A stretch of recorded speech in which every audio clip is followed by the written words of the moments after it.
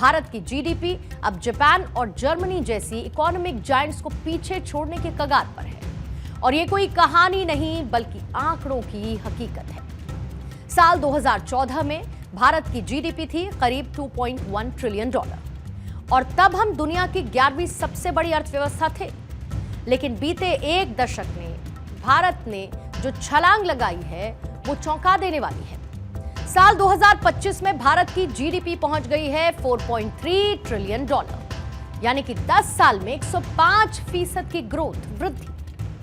अब सवाल यह है कि कमाल आखिर हुआ कैसे?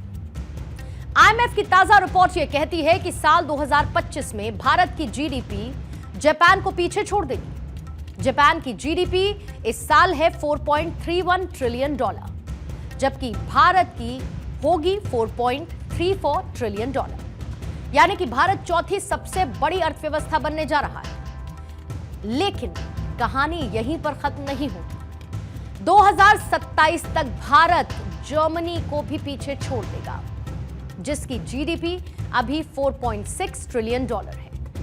और ऐसे भारत दुनिया की तीसरी सबसे बड़ी अर्थव्यवस्था बन जाएगा। आज भारत के हर कदम, हर एक्शन पर दुनिया की नजर है। हम आज क्या करते हैं, हम क्या हासिल करते हैं, ये दुनिया उत्सुकता से जानना चाहती है। हमारा लक्ष्य साल 2047 तक भारत को विकसित राष्ट्र बनाना है। हमारा लक्ष्य भारत को आर्थिक रूप से समृद्ध, सांस्कृतिक रूप से सशक्त और सामरिक रूप से समर्थ बनाना है। आईएमएफ के मुताबिक भारत की रियल जीडीपी ग्रोथ 2024 में 7% रही, जबकि जापान की सिर्फ 0.3% और जर्मनी की 0, यानी कि भारत की रफ्तार इन देशों से कहीं ज्यादा है। अब सवाल यह है कि भारत ऐसा कैसे कर रहा है? तो आइए 5 पॉइंट्स में इसका जवाब आपको समझा देते हैं। पहला ये कि हमारी युवा आबादी दुनिया में सबसे ज्यादा वर्किंग फोर्स भारत में ही है।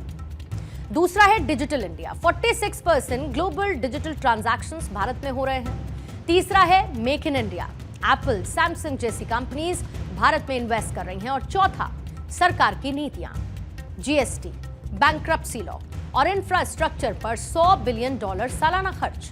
ये सब कुछ मिलाकर भारत को एक नई ऊंचाई दे रहा है। दूसरी तरफ जापान और जर्मनी की हालत क्या है? जापान की अर्थव्यवस्था दशकों से ठहरी हुई है, उनकी आबादी बूढ़ी हो रही है, येन कमजोर हो रहा है और ग्रोथ सिर्फ 0.3%। वहीं जर्मनी भी मुश्किल में है। 2024 में 0 ग्रोथ, ऊर्जा संकट और राजनीतिक अस्थिरता।